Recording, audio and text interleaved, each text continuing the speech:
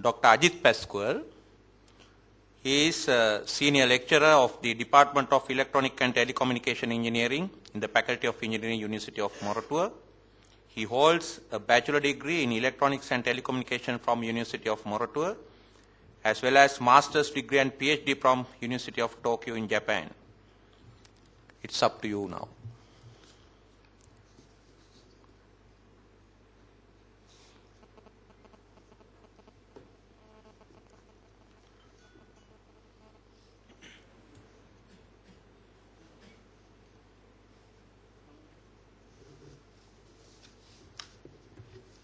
Thank you, Mr. Chairman.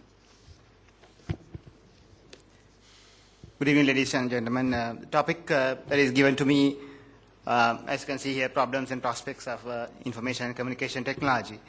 Now, obviously, I think everyone basically understands that we don't really need to discuss the prospects of ICT as such because it's really boundless. There's so much of things so that it's difficult to enumerate. And so let me concentrate or let me focus on the problems of ICT. And that also actually is a broad topic. And what I thought was basically I will focus on the problems specific to the education systems. And let me justify why I actually selected the education system as such, specifically the school education system. We all know that every year we have like 300,000 children basically getting into the grade 1. And in 10 years' time, today in, say, 2021, 3 million students would have actually gone through the system and entered the society. So if you actually can make use of ICT to turn these school children into useful citizens, and that will be a tremendous advantage or tremendous benefit to the country. And the topic being the challenge of post-conflict Sri Lanka, I think it's rightfully we can actually address those issues. So to use ICT as an enabler, there are, as Mr. Virthunga rightly pointed out, is a tool, an enabling technology. And there are a few requirements that we have to meet. Obviously, the first requirement is you have to have a computer. You have to have accessibility to the computer to start using it. And you must create the environment to use it, or some kind of basic training has to be given so that they can actually start making use of that computer hardware and software. And to the credit of the government over the successive years, specifically during the last 5 or 6 years, the government has done a commendable job in these two aspects. So I'll put some statistics later on, but enough to say that there's been a lot of work in these two areas. The final, probably the most important aspect, the requirement that need to be fulfilled. Once you satisfy these two, that is, you have to create a need to use ICT. And if you don't have a need, obviously you will not be making use of ICT. And so that's actually something that we really need to focus on. So these two aspects, actually, as I said, have all been dealt with. And let's try to focus on how we can actually create the need to make use of ICT to be productive.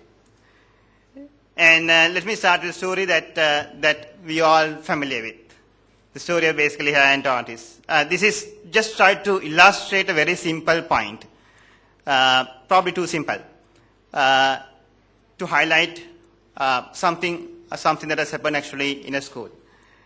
And I'm not going to narrate the story of Hare and Tortoise as such, but this is what actually has happened. A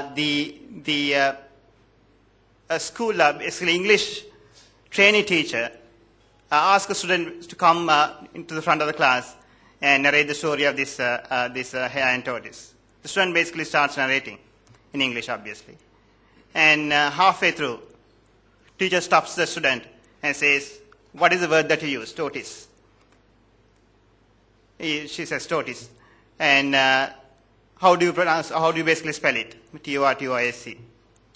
Is that the way that you pronounce? T-O-R-T-O-I-S-E. Yes, that's what we have been used to. What I've been told. So then the teacher blames the student, saying, "You are at this grade right now, after so many years, you pronounce it wrongly. It should be tortoise, not tortoise." and ask the student to start the story once again, start from the beginning, and with the new pronunciation. So the core part of this simple story is who exactly is at fault here. Like, is a teacher who had the wrong pronunciation? Or is the College of Education or colleges of education that produces that teacher? Or basically the entire education systems in general, that something is wrong with the teaching learning environment. So what I'm actually trying to point out is we are on a march towards knowledge economy. In a traditional society, when a teacher basically tells something, a student learns it. But in a knowledge economy, a knowledge society, and student needs to basically explore it. Student basically at the center of the learning, teaching, or learning environment. So what we can actually deduce from this story is that one of these things could be true, that the teacher has faithfully learned what she was told at the College of Education or wherever she learned that pronunciation. Or basically about a teacher who does not actually take time or does not know how to explore beyond what is told in a classroom. Or more importantly, probably, or we have a system where we do not actually teach students how to explore. Why? How to explore beyond things in the classroom. The things probably that we were used to when we were actually school children. We faithfully listen to what the teacher says and absorb that. But in our march towards knowledge society, actually, that has to be changed. And that is where I would like to actually start this presentation. And where ICT appears, or where is a place where the ICT is connected to this one. The school has a computer laboratory, and the school has internet connectivity.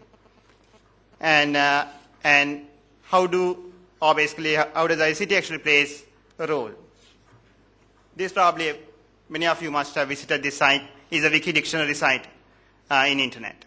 And if you go there, basically you can not only actually find all details about what it is, but how to pronounce the word as well. And so this is a very simple illustration of using ICT as a tool. Obviously not for development, at least you learn English. It's a very simple tool, example.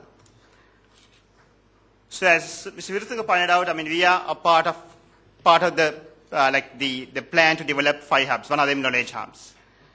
And we have started towards that goal.